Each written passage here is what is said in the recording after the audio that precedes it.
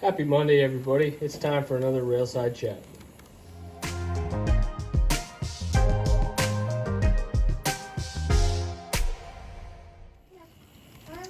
Well, normally I do this after I shoot my weekly videos, but had a bit of a free time today. My wife is at a baby shower, so it's just me and the little guy hanging out this afternoon.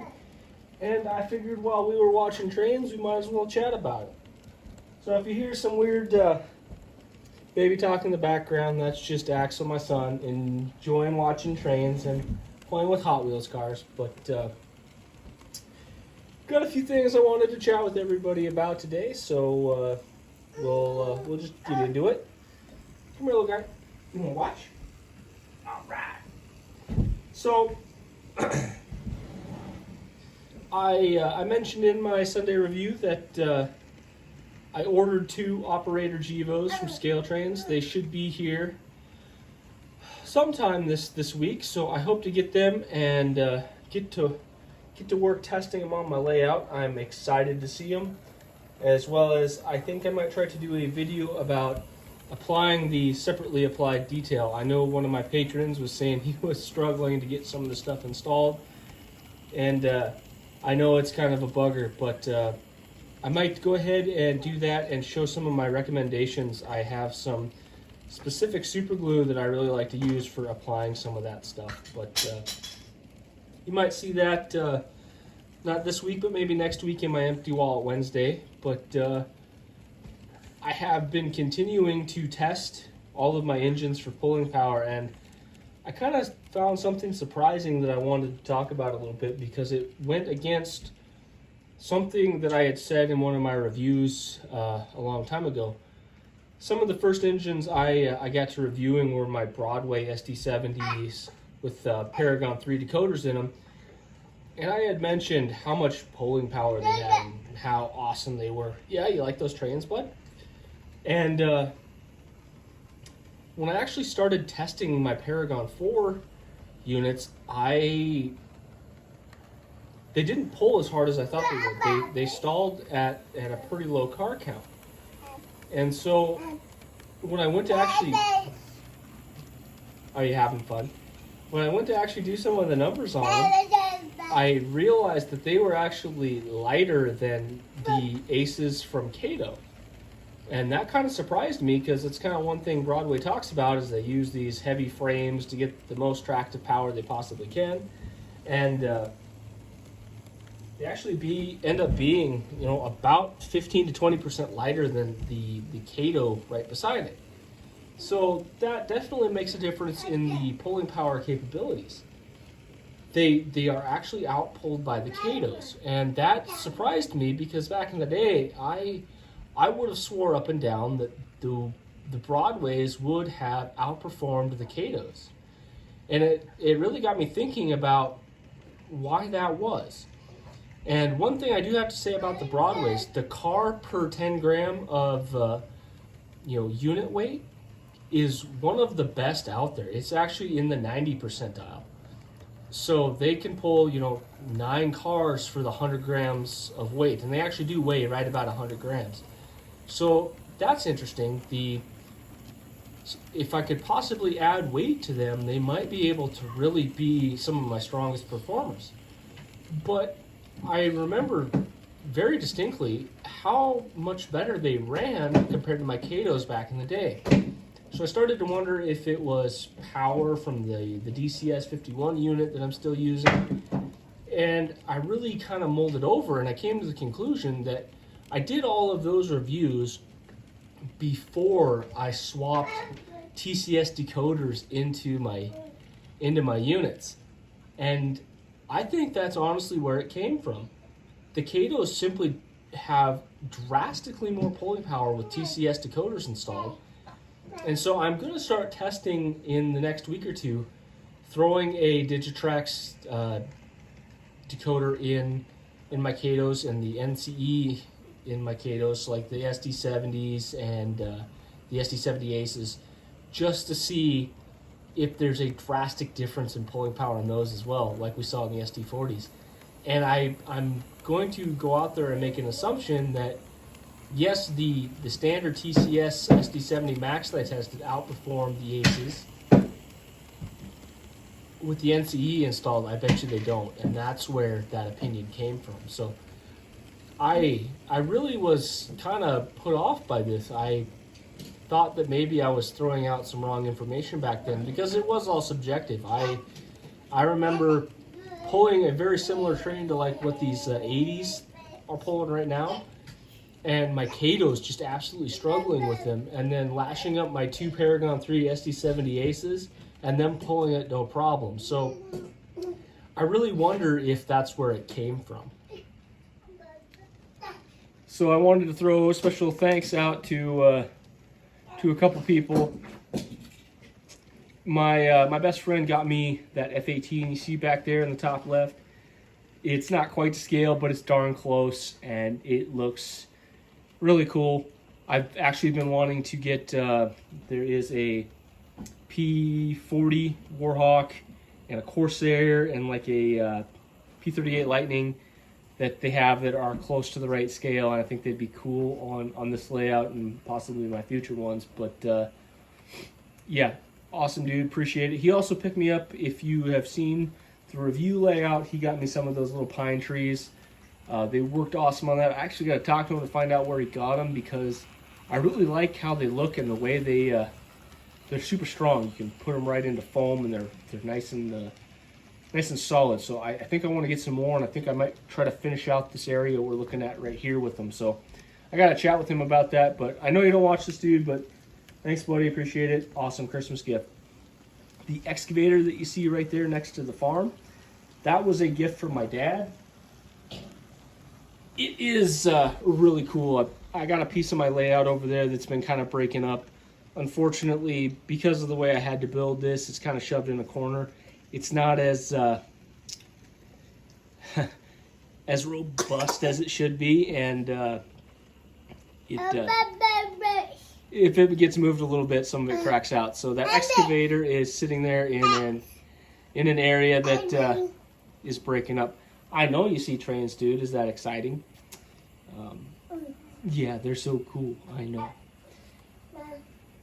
Yes, my 1-year-old is just starting to get the hang of saying stuff that ends up sounding like profanities at some point. So that's been fun. So excuse him if any of it sounds that way. But Dad, if you're watching too, thanks. I appreciate that. That's a really cool addition.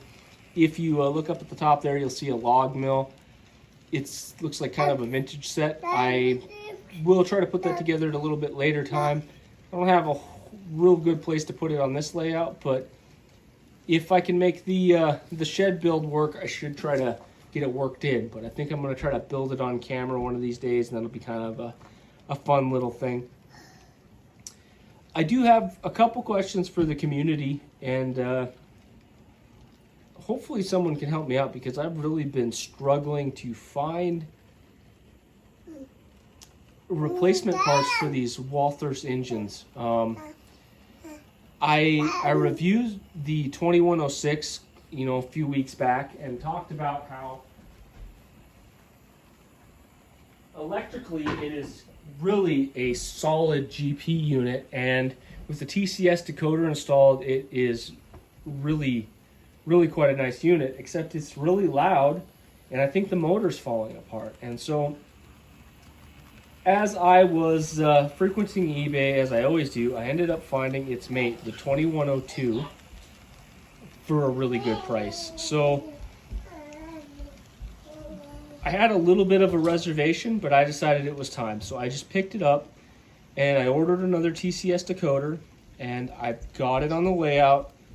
And after a little bit of tweaking, because the pickups were a little bit finicky on it, I did some research, and the previous owner, when you get the Kato Atlas style flat pickups, they get a little bit of an up bend to them, and they never work the same. I did some straightening of those and got them fitting a little bit better in the plastic frame, so now there's really good electrical pickup, and it has been awesome. 100%. There's an issue with the motor in that 2106, and this 2102 runs so much quieter, so much smoother, and I'm super happy with it. So this leads me to my question. I'm probably going to start looking to find maybe the GP60s because I've seen those for a decent price. I might just swap the decoders between them for the time being to try them out. But I got a lot of reviews upcoming before I get to that. But what I really need to find is replacement parts for that 2106. I've seen rumblings that the Kato motors will work. I would just really like to find an actual Walthers motor to go back in, so all the speed matching and whatnot is the same between the units.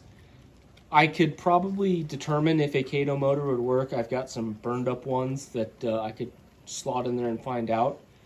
But I honestly really want to go back together with OEM parts. So if anyone has any leads on a motor that I could possibly get for this, or where to pick up spare parts, because Walthers' website just basically doesn't have any information, I would really be curious to know, because the 2106 works okay and is relatively quiet at slow speeds like we see here.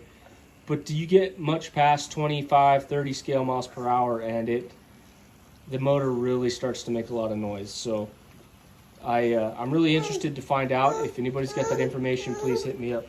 Hi, dude. Yes. Do you want back down? You want back down? All right. Okay. Here's your car right there. Yeah. Okay. Sorry about that. I had to change my kid's diaper, but here we are anyway. So this is really kind of just a question I'm curious if anyone else has run into, because I kind of forgot that this was a thing in my experience.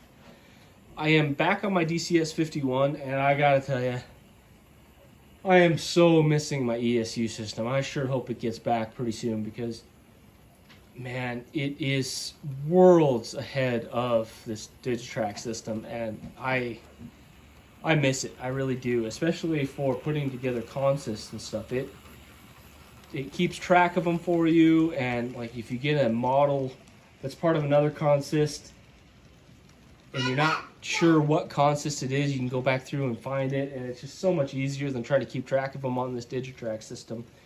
But back in the day when this was my primary thing, I used to just use CV19 to put together my consists and keep them together like that.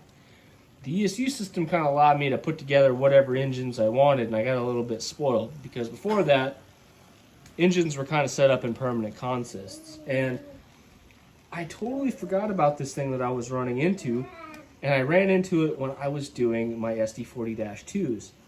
I kept them consisted together using CV19, and switching between the Digitrax, the NCE, and the TCS, the speed matches change. They don't run the motor the same way. And I remember, I could put 3 NCE decoders in 3 identical SD70 Max, and I'd have to use drastically different voltages on my 2, 6, and 5 CVs to get them to speed match. And that was all fine and good, except when I used CV19 to consist them together, the speed match would change. If I used just the standard MU Plus on the Digitrax, the speed matches would remain the same. But if I use CV19, the speed matching would change. And I ran into that again when I was doing my testing for the SD40-2s, and I totally forgot to ask last week. But I'm curious if anyone else has run into this when they're using their NCE or the Digitrax systems, because that's super annoying, and I don't know why it happened. I'm not even sure if it's just with this DCS 51 that I'm using that happens, because I never use CV19 on my ESU system. I just don't use it. The built-in consisting system that they have is so much better and far superior than the CV19 system. But I kind of tried to go back and use it on the DCS 51, and I was finding myself hating some of the old problems that I used to have. So I'm curious if anyone else has run into that before. But before I let everybody go, I do want to bring up something and rant just a little bit, because I wish the model train builders, and they don't even need to send them to me. I'm not saying that because and this is through the lens of a reviewer, I really wish they would get their units out to reviewers before they're released, so people kind of had an idea of what's coming. I hate this pre-order system, and honestly, it's great for the model manufacturers because it gives them kind of an idea of how many units to bring in, kind of like pre-orders type thing. And so it's less risk on their part, and it kind of helps sell a bunch of stuff right up front, so you don't have to worry about stocking a bunch of stuff, but it really puts the customer between a rock and a hard place. So take, for example, these Gevos that I just ordered. Oh, Axel, no, don't play with that.